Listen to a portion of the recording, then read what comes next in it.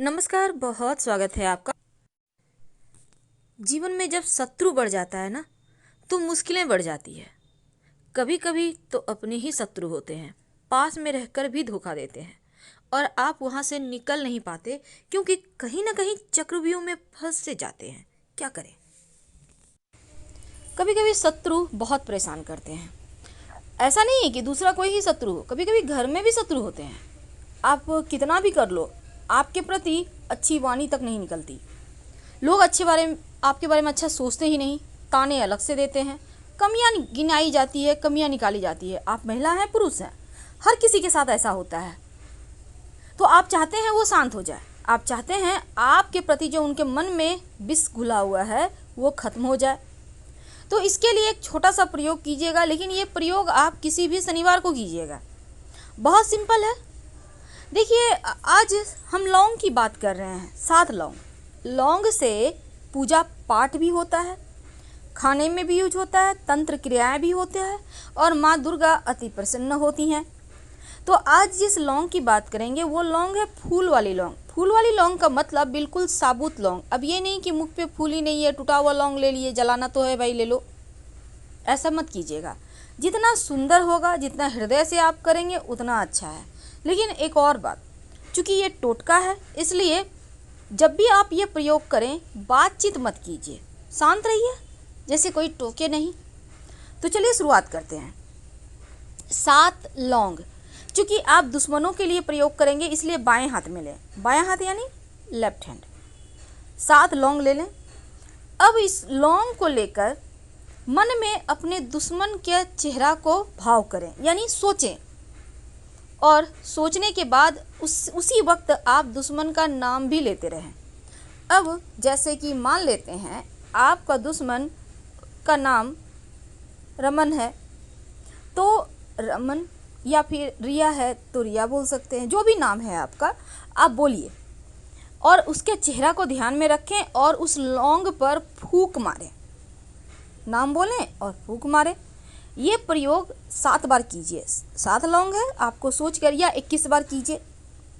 21 बार फूंक मारने के बाद हर बार शत्रु का नाम लेना याद रखिए। और उसके बाद आप इसको शनिवार की रात में करना है। ये प्रयोग रात 10 के बाद आप कीजिए या 11 से 1 के बीच कीजिए। इस लौंग को आप अपने घर में ही कहीं साइड में रख दें।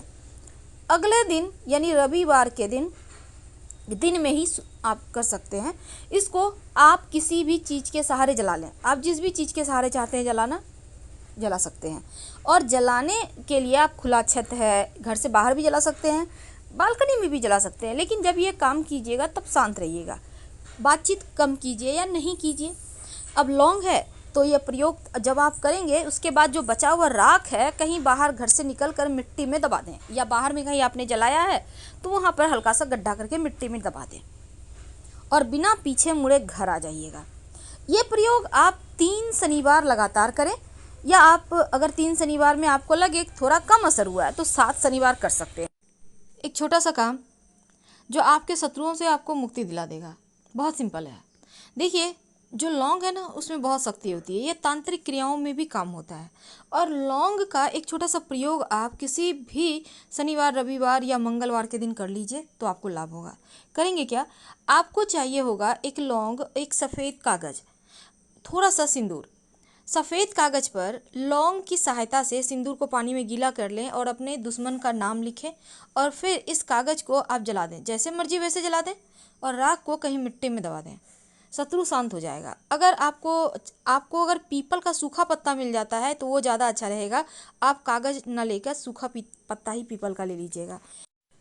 अगर आप वशीकरण का प्रयोग करना चाहते हैं तो आप लौंग के इस चमत्कारी प्रयोग को जरूर करें। आपको 3 लौंग लेना है, याद रखिए 3 की संख्या में लौंग। बस ध्यान में ये रखिएगा कि लौंग बिल्कुल साबुत हो, ऊपर जो मुख पे पुष्प होती है वो भी हो, टूटा फूटा हुआ ना हो।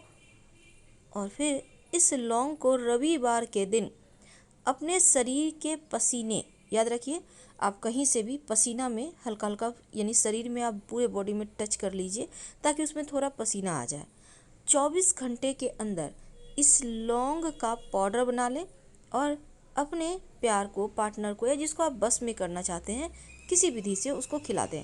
आप चाहें तो साबुत लौंग भी उसको यूं ही खाने को दे सकते हैं। इससे भी टोटका होता है, वशीकरण होता है। जब वो खा लेगा तो 24 घंटे के अंदर आपको प्रभाव दिखने लगेगा। और ये प्रयोग भी आपने जैसे आज किया है तो आज ही 24 घंटे के अंदर इसको खिला देना है, क्योंकि जब वो उसके बाद का समय होता है तो इसका असर कम होने लगता है। जितना जल्दी हो इसको करने के बाद उसको खिलाने का प्रयास करें तो आपके लिए उत्तम रहेगा। जब जीवन में शत्रु बढ़ जाए, प्रेम खो जाए, तब एक छोटा सा प्रयोग करना अति आवश्यक हो जाता है। आज हम शहद और लौंग के प्रयोग की बात करेंगे। देखिए, शहद वैसे तो प्राकृतिक रूप से हमें मिलता है और केवल मधुमक्खियों के द्वारा ही बनाया जाता है। अब शहद का प्रयोग तो बहुत समय से हो रहा है और यहाँ तक कि शहद के बारे में ऐसी मान्यता है, और ये सच भी है, कि शहद कभी खराब ही नहीं होता। पंचकर्म में भी शहद का प्रयोग होता है, चाहे वो पूजा पाठ हो। बिना पूजा पाठ में अगर आप शहद के बिना अगर करते हैं तो फिर वो पूरा भी नहीं होता। और पंचामृत बिना शहद के बन ही नहीं सकता।